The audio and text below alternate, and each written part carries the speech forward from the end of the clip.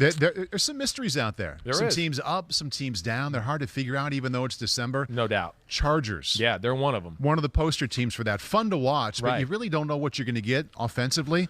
So last week at Cincinnati, it was good. Yeah. Really good. They won 41-22. Last 4 weeks, 20 points against Minnesota. Right. 41 Pittsburgh, 13 Denver, and then 41 Sunday. Yeah. What's the deal? Well, I think the big thing I look at more than anything is the way they called the game, the way they approached this game a little bit against the Cincinnati Bengals. The Chargers are one of those teams you mentioned. Man, Cincinnati is also, I think, one of those teams I would put in there. I actually have less questions about Cincinnati than the Chargers. I'll say it. I don't mean to be disrespectful. I think if those two teams play each other 10 times, I think the Bengals would probably win 7 of them. Really? At least 6, I'm going to say. But I'm not like totally confident in that. But just from watching the game live, watching it on film, did I come away thinking I felt Cincinnati was a little bit better of a team? Certainly, but not so much so to where a few great plays by Justin Herbert and company or some mistakes by Cincinnati can set them up. But I think the big thing for me, especially offensively, is, and we've talked about this in weeks past, lack of a big play, lack of speed down the field. Too much 6-yard throws, 8-yard throws, where teams have been able to play aggressive. Now, they got Pittsburgh on a night where, they were undermanned, had a bunch of injuries, and they tore them up. I didn't sit there and go, oh, there's anything special schematically. This game, there was schematical, we're going to have an approach in this game to take shots down the field, open up the field a little bit. Cincinnati will give us some one-on-one opportunities down the field. And you got too talented a quarterback to continue to be throwing the ball 6 yards down the field. Again, true. Their meat and potatoes offense is really good. I like it. But even when you have a good meat and potatoes, you got to have some other side dishes to keep people honest, right? And that's where I think I felt like they have dropped the ball a little bit to some of their stale points, where this week, like I said, there's, I would say, 8 to 10 plays where I go, oh, these are game plan just for this week, and it makes their whole offense look better.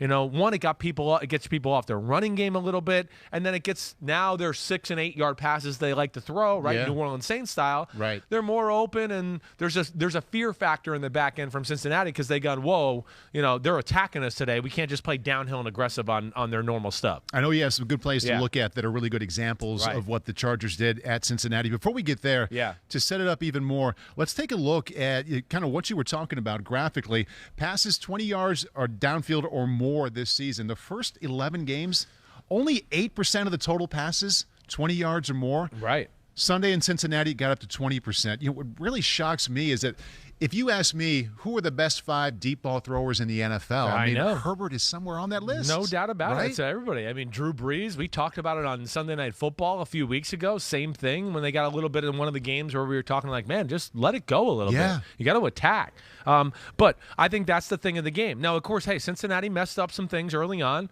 right? But either way, it doesn't matter. The first 3 touchdowns from the Chargers offense were all set up by a big pass play to get them in position to score the touchdown, or it actually scored the touchdown. So I think I like that aspect of it. Hey, the other thing I think is just to bring up, and again, I think I would like to say this. I don't look at numbers. I send Pete notes. You leave that to us. And I just go, my eye tells me they threw the ball more down the field in this game than any game all year. And then Pete goes, what? He'll come in the room the next morning and actually the numbers back it up. And that's what he tells me. And that makes me feel good. But I think that's a good thing. The Bengals defense, good. It's sound in a lot of ways. But the one thing I'll say about them, a little predictable. A little bit too much zone or too much man? Well, just a little too basic in general. You line up, you kind of know what you're getting. Now, we're breaking the huddle. You can kind of see, oh, it's quarters this play. Oh, it's man this play. I'd like to see a little bit more trickeration and disguises, and then back to our old favorite thing. I'd like to see a little bit more blitz 2, drop 2, a little bit of that. Not that they need a whole lot of it, almost like the vice versa of like what we're talking about with the Chargers. You got a good meat and potatoes. We just need a few side dishes to change things up every now and then so a quarterback can't feel so comfortable, or an offensive coordinator. But either way, I like the Chargers' approach in this one big time. I think the key word for that approach is aggressive from start to finish. I think it's especially in the beginning. So let's get you up here. Early first quarter, scoreless, second down 11. Yeah, second down and 11. And, I think we got a first drive of the game, right? They're in a running set. It's 3 receivers, but it's a running set. All right, and you got Herbert underneath center, which I love too. Again, underneath center is some of the best ways to create big plays in the pass game. All right, so there's that aspect. It's a zone coverage, a 3-deep zone, all right? And, of course, it's like a match zone. So it's like to your thing where it's going to look a little bit like man-to-man on the outside with the corners, all right? And it's a simple play. I mean, it's simple. It's going to be, fake the run to the left. Here comes the backside tight end to pull under and block to make it look like more of the run play itself. We see usually typically, right, like the post route with the deep crosser here, right? We see that a lot. Every week teams run that. Well, instead of just doing that, they kind of changed it up and went fake the post, corner route to Mike Williams, and then Keenan Allen ran the crossing route. And they're ready to max protect here as well. They're ready to max protect. I mean, give the guy some time and let him read, let your receivers who are talented work downfield, and this is where you could strike and make explosive plays. So you see he's got pretty good protection. He's got a nice pocket to throw into, and here's the aspect I like about it a lot. And this is to me, again, you got to have guts to do this a little bit, but this is has real value in the NFL. You see, it's a one-on-one shot. He's not wide open. But, guys like Mike Williams, back to what we've always talked about, 50-50 balls aren't really 50-50 balls with a guy like Mike Williams. Right. They're not. It's more like a 70-30 ball. And you add that on to the fact that the DB's got his back turned as the ball's in the air. You're going to like those chances anytime. Either way, it's a perfect throw, right? And not like it reinvented the wheel with, oh, wow, this is some crazy play, but good basics, aggressive, and tying together with an offensive play that you run a whole lot. I mean, how many times have we broken down the inside zone, tight end goes the backside, they press the front gap if they add it. If they don't, there's going to be a backside hole, right? Well, they do that a lot. So they use that off of that. That ties it together. It's not like, oh, wow, our team has to learn some new crazy play, but it's effective, and it gets Cincinnati thinking early to where they got to back the off of some of the other stuff. Take it right here and pause it. And if you're just listening, hopefully you're watching with us, but if you're listening, I want to pause it right here. So Justin Herbert's getting set up and thinking back to where this conversation started about us wondering why aren't they throwing the ball downfield more often like this, like they did Sunday, on every single Sunday. Hit play, and let's watch the ease with which he throws the ball 50 yards. It's like he's throwing a screen pass. Really, watch his mechanics. I know. I know. How does that guy not let that ball go 10 times a game like that? I don't know either. And that's where I think the coaching staff's dropped the ball there. That's where, and it added to it. We talked a little last week with my father, right? Chargers are pass protecting great. They have plenty of talent up front to let these type of plays develop and let him throw the ball down the field. This is more what we saw from him last year. Yeah. I think if they add this element to their offense, they're going to be scary. And yes, you're right. It's as easy as it gets. To me, it's very, I'm going to say Tom Brady-ish. Yeah. That's where Brady doesn't get his credit for his arm all the time, too, because they're so big and long. They can throw the ball 50 yards, and it looks like, to your point, they're throwing a 5-yard pass. Yeah. And less effort, less moving parts, ball on the money. Right on the money. Yeah, great Interesting catch, that you had mentioned Brady, because I think about them in December last year. They didn't do a 180, but they really started to focus on tight formations in the ground game. And do all that. And it worked very well later in the season. Maybe the Chargers, they've had it around a little bit. Now that the games are even more important, maybe they lean on it a little bit more like Tampa Bay did with the run game last year. I hope so, because, again, you got with Guyton, Williams, Keenan Allen, all have a little Good size. Line, as you pointed out. Exactly. All have a little speed. Not that they're like game-breaking speed, but, then too, hey, they're all pretty good route runners too. So, hey, let them post corner post, work some double move type aggressive down the field throws. I really like the way they approach the start of this game. All right, Herbert, 47 yards to Mike Williams as we move along here in this game, leads to the second Chargers touchdown. As you mentioned, Williams, if he wasn't scoring the touchdown, he was setting it up pretty well. Setting it up pretty well is right. And here's, again, another, this is not reinventing the wheel here, but, with this play, they know the coverage they got here. It's a little bit like a quarters match type of coverage. It's really quarters. I think 21 Mike Hilton's the only one that's involved in like a man-to-man principle here as far as in the slot against Mike Williams, and I'm going to stand up. Okay, but you got 1, 2, 3, 4. I think they're just letting him match up with Mike Williams. Mike Hilton versus Mike Williams. And, hey, nothing that is special here, okay? First off, they're really trying to work the out route to Keenan Allen, all right? But I think he pulls away, doesn't really necessarily like the way the backer's kind of floating underneath it, right? So he thinks that's a little tight. You can kind of tell. I hope you can tell. But Wilson's kind of floating underneath it. He doesn't want to take that risk. The corner sees this, and he's kind of being aggressive on the hitch route. And there's two things I like about this. Just, again, the aggressive mentality like we're talking about, not a crazy play. But this is the other thing we're seeing. I just feel like Pittsburgh, ever since the Pittsburgh game, the light in his head has gone off to, wait, I'm a really good athlete. Let me run around and move in the pocket a little bit more. I don't need to be always Mr. Big, strong guy. I'm going to just throw in the pocket or throw over people. He's going to get outside the pocket here. I'm all for that. Buys himself a little time. And, again, like you see here, now it basically plays like man-to-man down the field, and not like this is the most complicated play ever. I'm not trying to say, oh, wow. But to me, this was not even a part of their offense a lot of the time. It was always, let's be 75% completion percentage. Yeah. Let's always keep our team in a good down and distance. That's cool. But it's hard, like we've talked about, to go into the playoffs, play better defenses, and think you're going to go on a 12-play, 70-play drive every game. At some point, you got to make some explosive plays like the Chiefs or the Bucks or all the other teams we've seen in the Super Bowls over the last few years because they have that element. Yeah, they can do 12-play, 75, but they don't want to do that every drive. You got to make some plays. Take it back to the beginning there, Chris. And this is nitpicking because it was a wonderful throw. It was a great catch.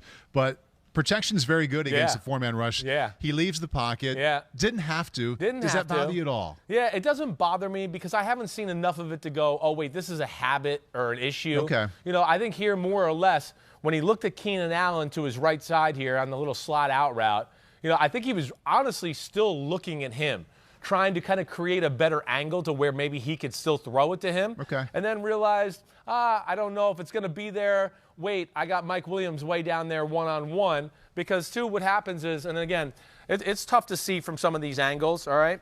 But you'll see, it is all on Keenan Allen. He's going to slowly move out here. He's still looking at him. I think he still thinks, wait, this coverage, I should get him. But as we go on here, you're going to see, and I'm going to try to pause it right at the right spot here, the safety has driven on the out route, right?